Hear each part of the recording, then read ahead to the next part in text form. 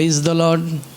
దేవుని యొక్క మహాకృపను బట్టి, దేవుడు మరొక నూతన దినంలో ప్రవేశపెట్టిన విధానాన్ని బట్టి ఆ దేవుణ్ణి ఎంతగానో మనసారా ప్రభువుని స్తుతిస్తున్నాను. రండి, మరి మీరు కూడా నాతో పాటు, నేను మీతో పాటు అన్నట్టుగా దేవుని మాటలు మనం వినటానికి మన హృదయాలను ప్రార్థన ద్వారా సిద్ధపరచుకుందాం. ప్రార్థన. మహోన్నతుడా, నీకు వందనాలయ్యా. మహాఘనుడా, నీకు స్తుతులయ్యా. నీ దివ్య సన్నిధిని నాతో మాతో ఉండనివ్వండి. నన్ను మమ్మల్ని బలపరచండి. నీ పరిశుద్ధాత్మ కార్యాలను మీరు జరిగించండి. గత 4 మాసాలు నీ రెక్కల చాట మమ్మల్ని కాచారు, దాచారు. మరి నూతన మాసంలో ప్రభువా, అనుదినము మీరు మాకు కృపనిస్తున్నారు. ఎక్కడ నాయన మీకు విరోధంగా మేము అడుగులు వేయక, నీ కృపను బట్టి నాయన నీ ఆజ్ఞలను గైకుంటూ నీ చిత్తమును జరిగిస్తూ కొనసాగించడానికి కావలసిన శక్తి సామర్థ్యాలు మీరు దయచేయమని యేసయ్య కృప కలిగిన నామములో ప్రార్థిస్తున్నాము తండ్రి, ఆమెన్. ఈరోజు మన యొక్క అంశము కొంచెము బుద్ధిహీనత. ఇదేంటయ్యా అని అనుకుంటున్నామా? దేవుని యొక్క వాక్యములు మనం చూసినప్పుడు ప్రసంగి గ్రంథము 10వ అధ్యాయము 1వ వచనంలో మనకి ఈ పాట కనిపిస్తూ ఉంటుంది. బుక్కవాని తైలములో సచ్చిని ఈగల పడుట వలన తైలం అంతా కూడా కంపు కొడుతుందంట. అలాగనే కొంచెము బుద్ధిహీనత అనేది త్రాసులో ఘనతను జ్ఞానమును తేలగొట్టుతుందని అక్కడ రాయబడిన మాటను బట్టి మనం చూసినప్పుడు, ఈ దినాలలో కూడా గొప్ప గొప్ప వాళ్ళు అన్న వాళ్ళ జీవితాలలో ఏదో కొంచెము బుద్ధిహీనత అనేది చోటు చేసుకున్నప్పుడు వారికి ఉన్న జ్ఞానాన్ని ఘనతను కూడా తేలగొట్టేటట్టుగా చేస్తుంది. వారు ఉన్నతమైన స్థానంలో ఉండినప్పటికీ కూడా ఆ కొంచెము ఆ బుద్ధిహీనత వారు పతనానికి దారితీయటానికి కారణమవుతుంది. అదే గుర్తించి దాని నుంచి తప్పించబడడానికి లేదా ఒప్పుకుని విడిచిపెట్టడానికి ప్రయత్నం చేస్తే అంచెలంచెలుగా ఎదగటమే కాకుండా అనేకులకి దీవెనకరంగా ఆశీర్వాదకరంగా మారే పరిస్థితులు మనం చూడగలుగుతాం. కనుక ఈ బుద్ధిహీనతను ఎవరు గుర్తించగలుగుతారయ్యా అంటే, దేవుని ఎడల భయభక్తులు కలిగిన వారు, దేవుని ముఖ దర్శనములోనికి వారు చూడాలని ఆశించినప్పుడు తమ పొరపాట్లను, తమ బలహీనతలను వారు కనుగొనగలుగుతారు. ఎవరు దేవుని యందు నమ్మిక ఉంచకుండా, నాకు బలం ఉంది కదా, నాకు జ్ఞానం ఉంది కదా, నాకు తెలివి ఉంది కదా, నాకు తెలియనిదంటూ ఈ లోకంలో ఏమున్నది అని తమ యందు తాము ఎవరు అతిశయిస్తారో లేదా స్వచిత్తాన్ని చేయాలని తలంచుతారో వారు బుద్ధిహీనులుగా మారే అవకాశాలు కనబడుతవి. అలా కాకుండా దేవుని యందు నమ్మిక ఉంచి దేవుడు ఉన్నాడని, తను ఎదుగువారికి ఫలము దయచేస్తాడని అతడు గ్రహించినప్పుడు, ఒకవేళ తనలో ఉన్న ఆ బుద్ధిహీనతను ప్రభు సన్నిధిలోనికి వచ్చి ఒప్పుకుంటే అది అతని యొద్ద నుంచి తీసివేయబడటమే కాకుండా అతడు క్షమించబడి మరలా అత్యధికమైన కృపను ఇవ్వడానికి దేవుడు సహాయం చేస్తాడు. ఇటు విధానంలో 2 రాజులను నేను మీ ఎదుట పెట్టాలని తలస్తున్నాను. ఇజ్రాయేలుకు మొదటి రాజుగా ఉన్న సౌలు కనిపిస్తాడు. తదుపరి తన దగ్గరే ఉన్న ఒక దాసుడుగా ఉన్న దావీదు కనిపిస్తాడు. వీరిరువురు కూడా దేవుడు కోరుకుని ఇజ్రాయేలు ప్రజల మీద రాజుగా అభిషేకించబడిన వారు. వారిని బట్టి మరి దేవుడు ఎలాంటి సాక్ష్యం ఇస్తాడో కూడా మనము ఈ భాగములో చూడగలుగుతాం.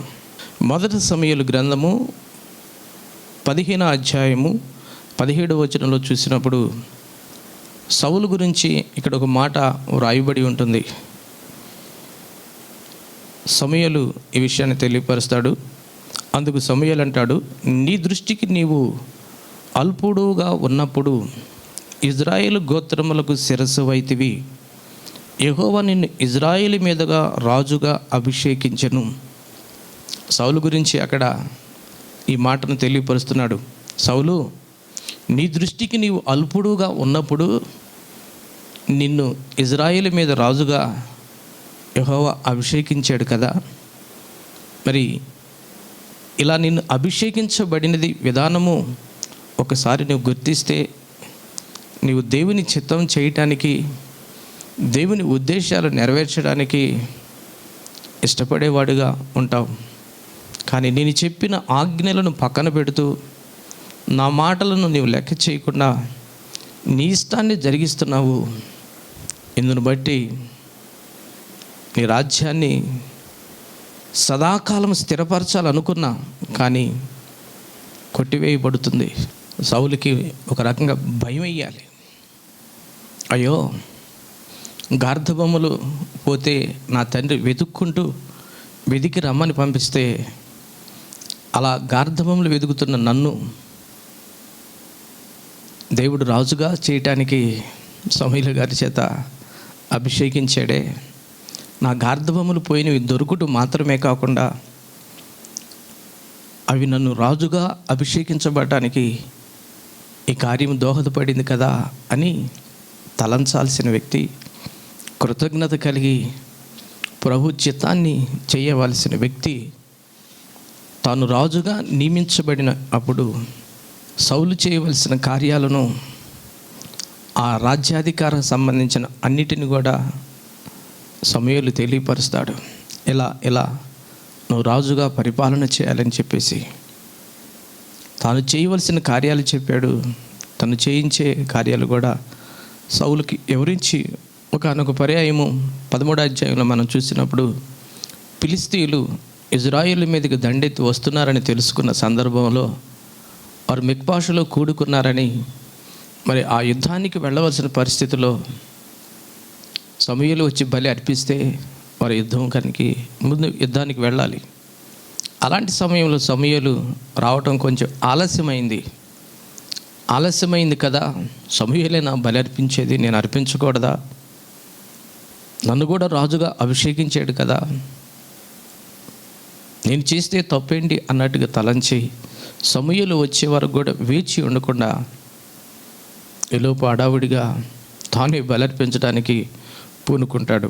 ఈ మాటలు మనం చూసినప్పుడు 1 సమూయేలు గ్రంథము 13వ అధ్యాయము 8వ వచనం నుంచి మనం గమనించినట్లయితే, సమూయేలు చెప్పినట్లు అతడు 7 దినములు ఆగి సమూయేలు గిల్గాలునకు రాకపోవటయు జనులు తమ యొద్ద నుండి చెదరిపోవటయు చూసి దహన బలులను సమాధాన బలులను నా యొద్దకు తీసుకుని రమ్మని చెప్పి దహన బలి అర్పించెను. అతడు దహన బలి చాలించిన వెంటనే సమూయేలు వచ్చెను.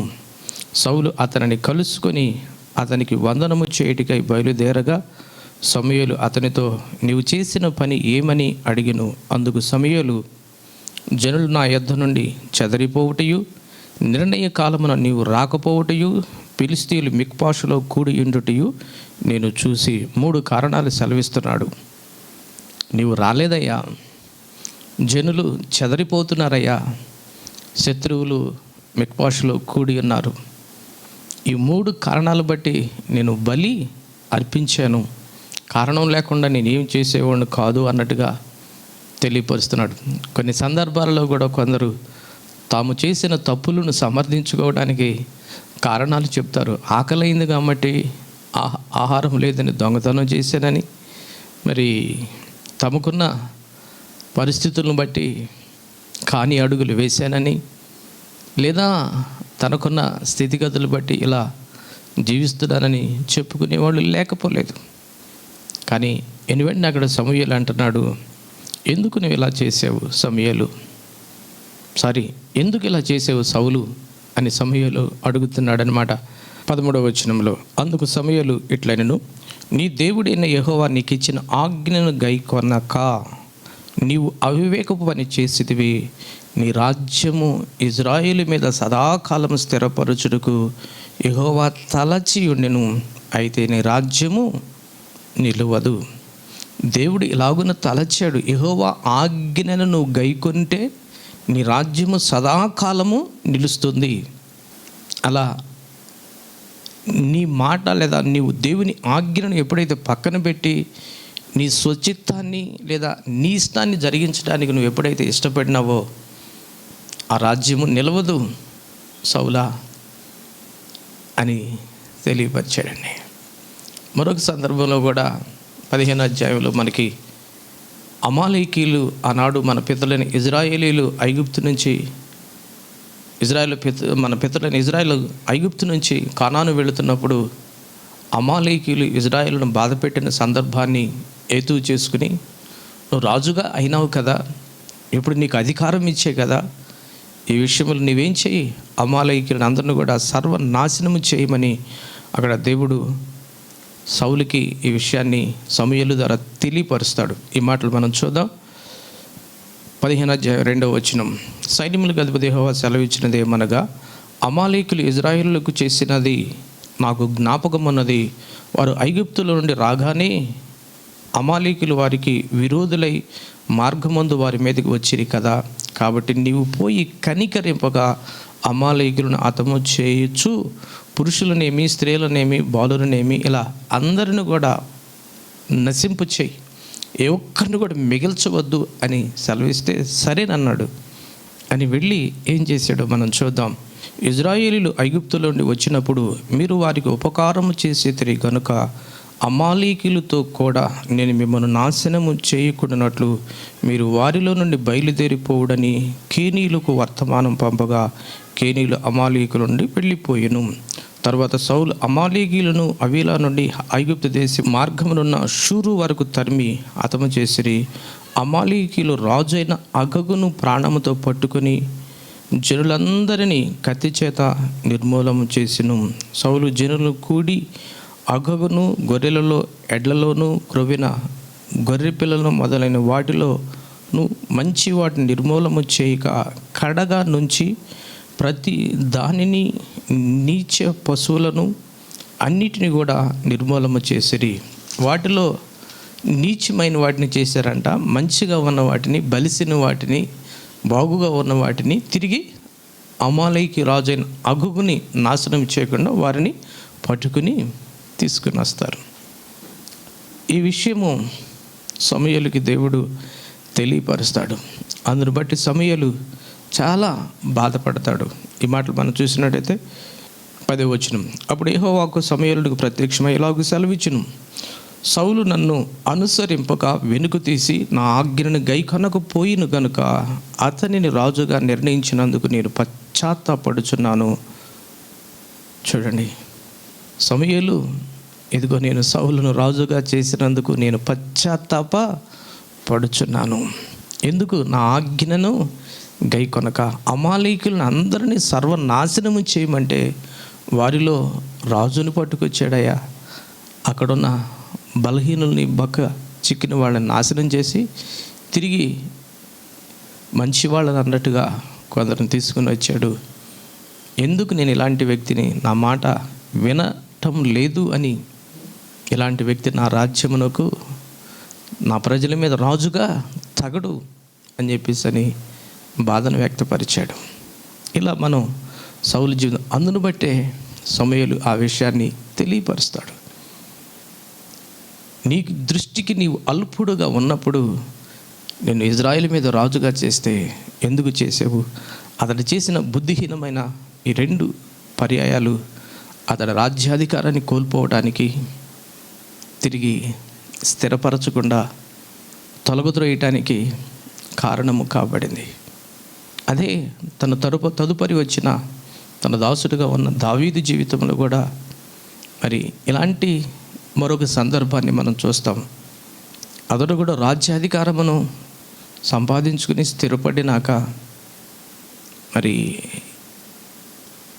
ఉరియా భార్య అయిన బెత్షెబా విషయంలో వేసిన తప్పటడుగును బట్టి దేవుడు తన మీదకి తన ఇంటి వారిని శత్రువులుగా లేవనెత్తినప్పుడు ఆ విషయాన్ని నాతాను ద్వారా దావీదుకు తెలియపరిస్తే ఆ విషయంలో దావీదు తన పొరపాటును సరి చేసుకోవడానికి ఇష్టపడతాడు. దావీదుని దగ్గరికి వెళ్ళి నాతాను అంటాడు, నిన్ను బట్టి సాతాను దేవుని నిందించటానికి హేతువు కాబడినవా దావీదా అని ఆ విషయాన్ని తెలియపరుస్తాడు. అయ్యో, నా దేవుణ్ణి నేను చేసిన కార్యము ఆయన మహిమను దిగజార్చిందా, ఆయనకు అవమానం తెచ్చిందా, నా ద్వారా ఘనత రావాల్సింది అవమానం తెచ్చే స్థితిలో ఉన్నానని తిరిగి తన పొరపాటును తనకు తెలియపరిచినప్పుడు పశ్చాత్తాపడి కన్నీళ్లతో ప్రతి ఉదయమున పొరుపు తేలగొట్టేటట్టుగా దివారాత్రములు ప్రభు సన్నిధిలో పశ్చాత్తాపడి దేవుని కృపను పొందినాడు. మరి తన మీదకి ఉపద్రవములాగా తన కొడుకులే, తన కుటుంబమే సాతాను వారిని ఛేదిస్తే, లేకుండా వారిని ఎంతగా బాధిస్తే, రాజ్యాధికారం పోగొట్టుకుని కాళ్ళకు చెప్పులు లేక నెత్తి మీద బట్ట వేసుకుని అరణ్యమును పట్టుకుని పారిపోతూ ఉంటే, అలాంటి దావీదు మరలా ఎప్పుడైతే తన పొరపాటును తను చేసినది తనకు శాపముగా, తన దేవునికి అవమానంగా మారిందని గుర్తించి ప్రభు పాదాల చెంతపడి నీ ఆత్మను నా యొద్ద నుంచి తీసివేయవద్దయ్యా అని వేడుకుని పశ్చాత్తాపడినాడు. మళ్ళా దేవుడు కనికరించి ధర్మశాస్త్ర యుగములోనే దావీదు కృప పొందినట్టుగా చూడగలుగుతాం. సౌలుకి అవకాశం ఇవ్వబడింది, దావీదుకి అవకాశం ఇవ్వబడింది. సౌలు సద్వినియోగం చేసుకోలేదు, దావీదు సద్వినియోగం చేసుకున్నాడు. వీరు చేసిన ఆ బుద్ధిహీనమైన పని వారి జీవితాలకు ఎంతగానో మరి విరోధముగా వారు ఉన్న స్థానాలను పడద్రోయటానికి కారణం కాబడింది. తన బుద్ధిహీనుడని దావీదు గుర్తించాడు.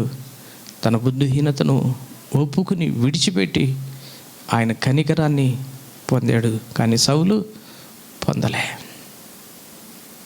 చూడండి, అందుకని దావీదు మరి గురించి సాక్ష్యం పడుతుంది, ఆ ఒక్క ఉరియా భార్య విషయంలో తప్ప నా ఉద్దేశములన్నీ నెరవేర్చిన వాడు, నా ఇష్టానుసారుడు, నేను కోరుకున్నవాడని సెలవిస్తాడు. ఆ ఒక్క విషయంలో నన్ను బాధ పెట్టాడు, ఆ ఒక్క విషయము అని ప్రభు మెన్షన్ చేసి తిరిగి మరలా దావీదు సంతతిని కోరుకుని తన సింహాసనం మీద వారసుడిగా ఉండటానికి, వారసుడిగా ఒకడు ఉంటాడని వాగ్దానం చేసి దావీదుని పడిపోయిన గుడారాన్ని తిరిగి కట్టుకోవడానికి దేవుడు కృపనిచ్చాడు.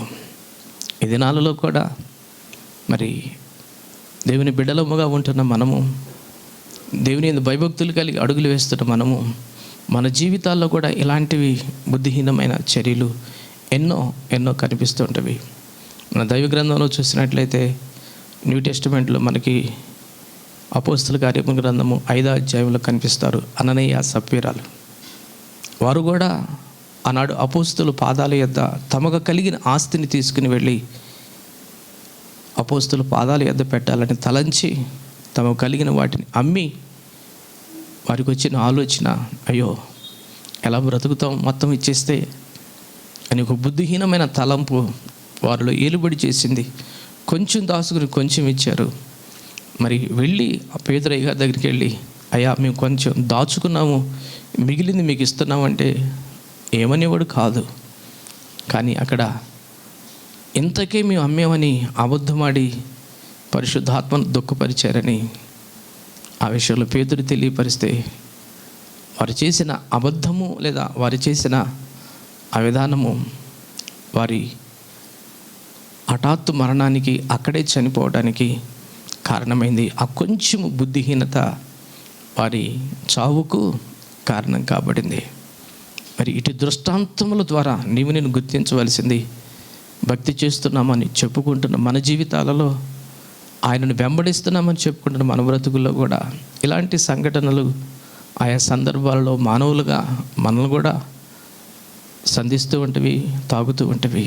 కానీ అట్టి వాటి నుంచి మనం దేవుని ఆత్మ ద్వారా గుర్తించి గ్రహించి, అయ్యో బుద్ధిహీనంగా మాట్లాడానే, బుద్ధిహీనంగా ప్రవర్తించేనే, ఏ బుద్ధిహీనంగా నేను తలంచేనే, నా తోటి వారి పట్ల, నా కుటుంబం పట్ల, నా ఇరుగు పొరుగు పట్ల అని ఒకసారి మనల్ని మనం గుర్తించుకుని మన పొరపాటును మనం దావీదులాగా ఒప్పుకుంటే దావీదు పొందిన కృపను పొందుతాం. అలా సౌలులాగా హృదయాన్ని కఠినపరుచుకుని, నీవే సమూయేలు నా కోసం ప్రార్థన చేయమని సమూయేలు చెంగు పట్టుకుని లాగినట్టుగా, లేదా గారడీ సీమోనులాగా పేతురుని వేడుకున్నట్టుగా మనం అలా ఉంటే దేవుని ఉగ్రత మన మీద, మన కుటుంబాల మీదకి వస్తుంది. దానికి కారణం ఎవరో కాదు, మనమే. కనుక అలాంటి దుస్థితికి మనం కారణం కాకుండా, లేదా అలాంటి దుస్థితులు మనం పడకుండా ఉండాలంటే మనలో ఉన్న ఆ బుద్ధిహీనతను గుర్తించినప్పుడు, దేవుడు బుద్ధిహీనులు ఏమని తలస్తారంట? దేవుడు లేడని వారు తలస్తారు. దేవుడుంటే మాకు ఎందుకు ఇలా జరుగుతుందండి, దేవుడుంటే మాకు ఎందుకు ఇలా అవుతుందండి అని కొన్ని పర్యాలు తలస్తారు.